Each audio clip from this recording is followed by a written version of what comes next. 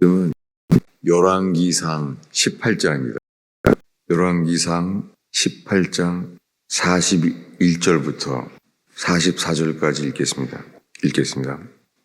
엘리야가 아합에게 이르되 올라가서 먹고 마시소서.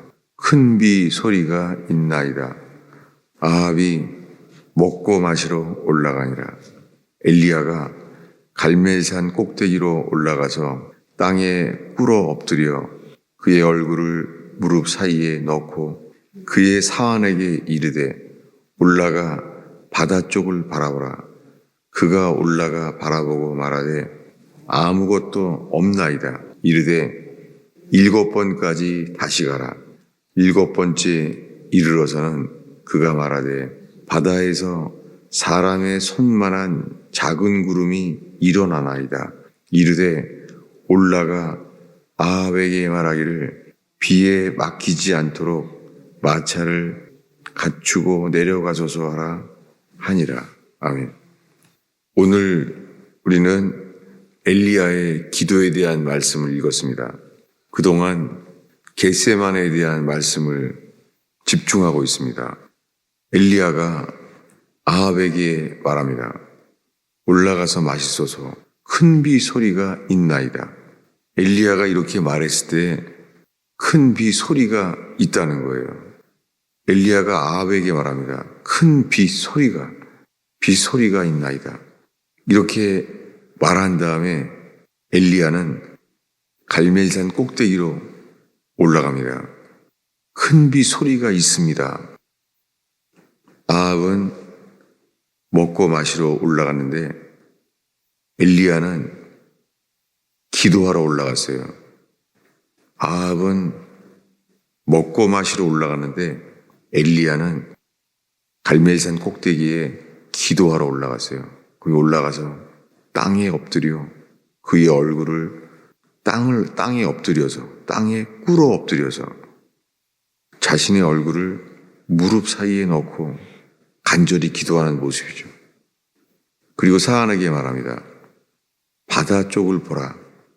그가 올라가 바라보고 말하되 아무것도 없나이다. 비가 오는 사인을 보려고 바다 쪽을 바라봤습니다. 근데 아무것도 없다는 것이죠. 그런데 이르기를 7번까지 다시 가라. 아무것도 안 보이는데 기도를 엘리야가 하고 있습니다. 기도를 하고 있는데 기도하다가 다시 말하는 거죠. 또 한 번 올라가 봐라. 비가 오나 안 오나 또 한 번 올라가 보라. 근데 한 번 물어본 것이 아니라 7번까지 다시 가라. 7번째 이르러서 그가 말하되 바다에서 사람의 손만한 작은 구름이 일어나나이다. 우리가 기도할 때에 힘써서 기도해야 될 때가 있습니다. 그냥 생각만 해도 주님이 응답하여 주시는 기도가 있다고 성경에 있죠. 우리가 생각하는 것보다 더 넘치게 풍성하게 주신다고 하는 기도의 경험들이 있습니다. 그런데 겟세마네에서 예수님이 기도할 때요, 기도가 그냥 되지 않습니다. 예수님이 힘쓰고 애써서 기도했어요. 더욱 간절히 기도했어요. 우리가 알고 있는 이 겟세마네 기도, 예수님이 그냥은 기도가 안 되는 거예요. 그리고 제자들도 잠을 잤습니다. 기도가 안 되는 거예요.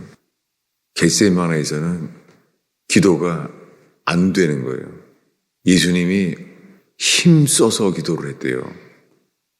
우리는 오늘 엘리야에 대한 기도를 봤습니다. 왜 하나님께서 엘리야에게 7번까지 간절히 기도하게 했는지, 이것은 중언부언하는 기도가 아니잖아요.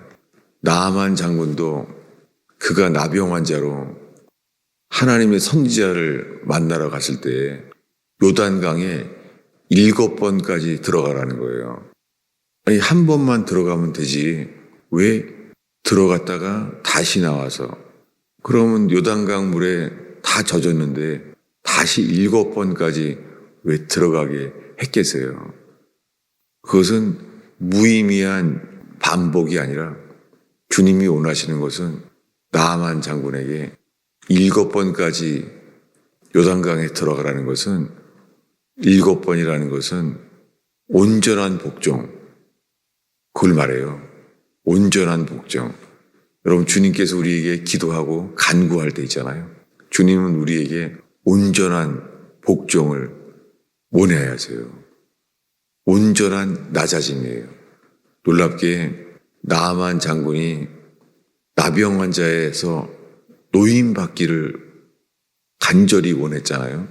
그래서 거기까지 왔잖아요.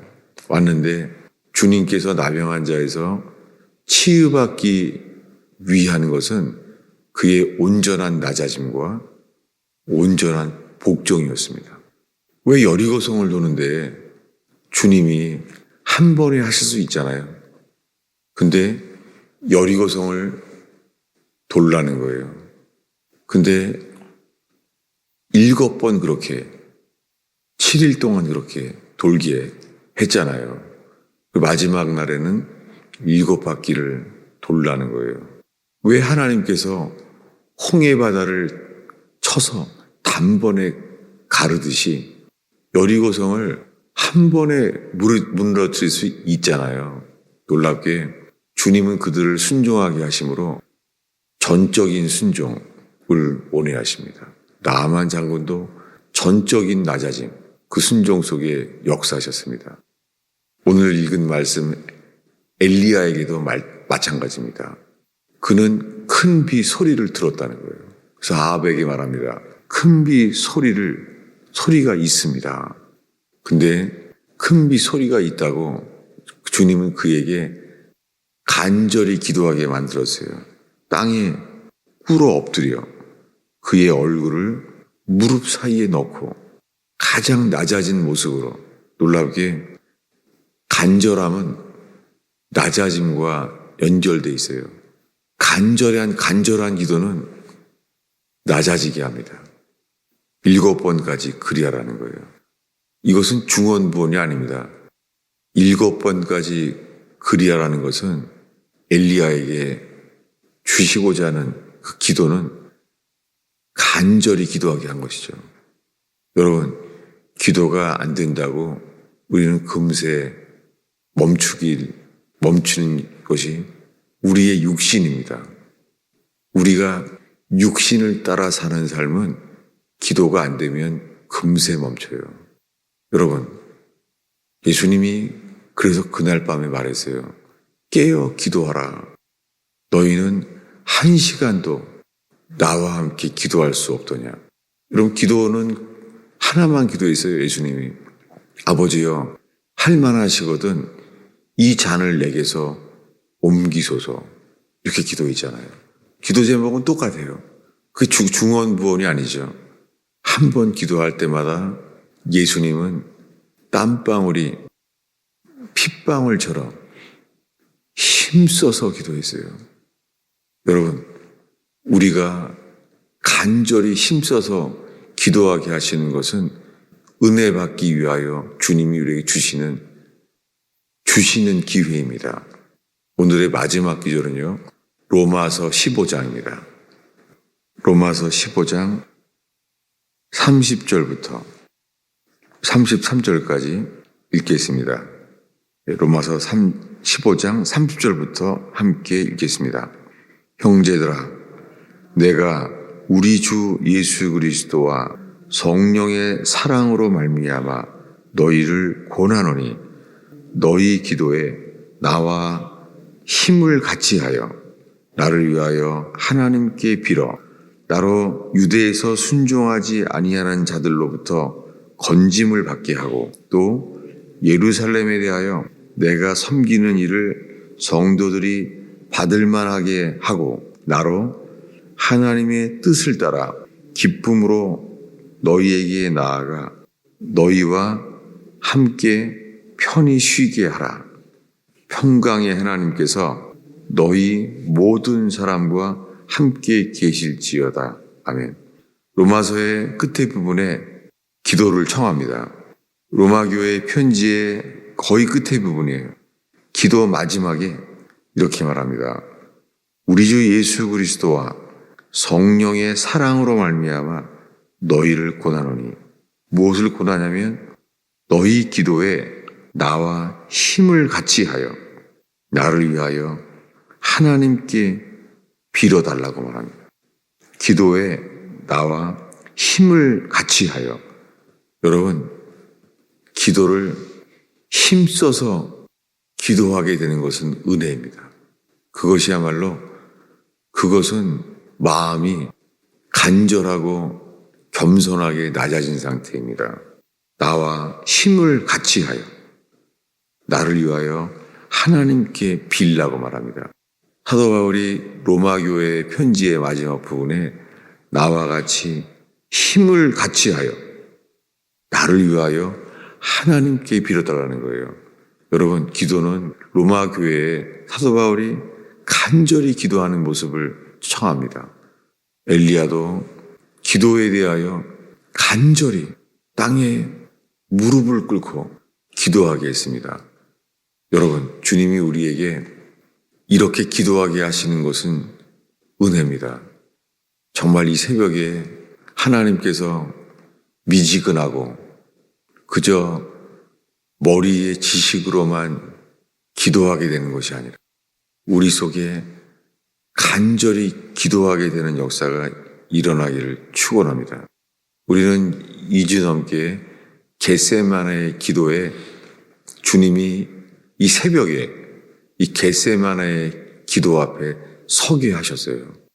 예수님이 죽기 전에 죽음이 두려워서 하는 게 그 두려움의 기도가 아니잖아요. 그는 주님만 바라보며 땀방울이 핏방울처럼 힘쓰고 애써 기도했습니다. 놀랍게 그 기도는요, 오늘 로마서 3장 32절에 힘쓰고 애써 기도한 것처럼 나와 힘을 같이 하여 나를 위하여 하나님께 빌어달라고 말합니다. 근데 그 기도는 이렇게 맞춰져요. 나로 하나님의 뜻을 따라 기쁨으로 너희에게 나아가 너희와 함께 편히 쉬게 하라. 이 편히 쉬게 한다는 단어는요, 새롭게 하신다는 단어예요. 여러분, 기도하면 주님이 우리를 평강 가운데요, 새롭게 하세요. 힘써서 기도하는 자들에게 주님은요, 리프레시, 새롭게 하세요. 새롭게 일어나게 하세요. 그래서 축복으로 마칩니다. 이 기도는 평강의 하나님께서 너희 모든 사람과 함께 계실지어다. 이게 로마 교회에게 보낸 편지의 마지막 부분이에요. 로마서의 그 복음의 심장처럼 복음을 말한 로마서의 끝의 부분에 나와 함께 힘을 같이 하여. 여러분, 만약에 우리의 자녀들이 납치를 당했다면 어떻게 기도하겠습니까? 왜 이 말을 하냐면 저희 교인 중에 몸이 아주 오랫동안 아픈 사람이 있었어요. 아픈 것도 희귀병으로. 이 자다가 자기 뼈가, 이 마디가 열리는 거였어요. 그게 희귀병이래요. 그래서 잘 때 비명을 지르니까 이 가족이 잠을 못 자잖아요. 그러니까는 잘 때마다 이 수건을 입에 물고 그렇게 잤던 사람이 있어요. 주님이 어떻게 그런 기도를 하게 하셨는지 잘 모릅니다.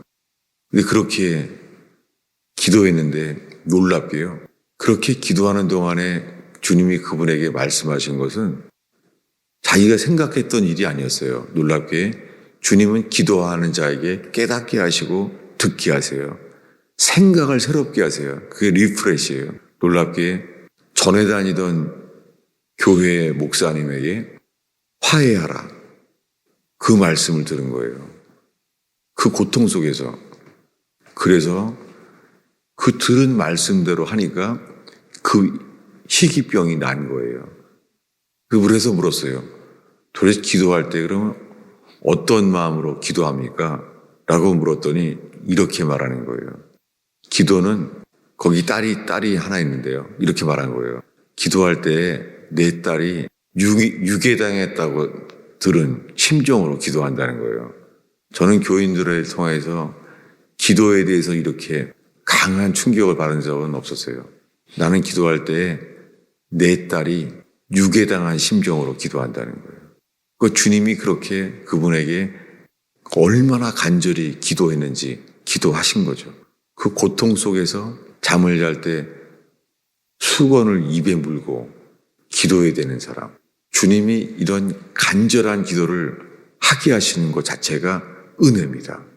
여러분, 기도는 혀로, 머리로 하는 게 아니잖아요. 로마 교회에 말하기를 나와 같이 힘써 하나님께 기도해달라는 거예요. 성경의 사도 바울이 이 교회에 보낸 편지에 이렇게 강력한 표현을 쓰는 거예요. 나와 힘을 같이 하여 나를 위하여 하나님께 빌어달라는 거예요. 놀랍게 이 기도로 말미암아 위대한 로마서가 우리에게 보게 된 것입니다. 기도하겠습니다. 하나님 아버지, 이 새벽에 주 앞에 나온 지체들을 주의 손에 올려드립니다. 하나님, 엘리야 같은 분도 간절히 힘써서 기도하게 인도하신 주여, 하나님, 저희에게 목마른 사슴이 시냇물을 찾기에 갈급한 같이 하나님, 주를 간절하게 찾는 심령이 일어나게 하옵소서. 의지합니다. 이 아침에 기도할 때 골고다 언덕에 우리의 죄로 인하여 손과 발이 못 박힌 채, 오 주님, 겟세마네의 그 기도에 승리하게 하시사 골고다로 나아가 계신 예수여, 저희의 기도를 간절하고 낮아진 심정으로 기도의 은혜를 허락하여 주옵소서. 예수님의 이름으로 기도하였습니다.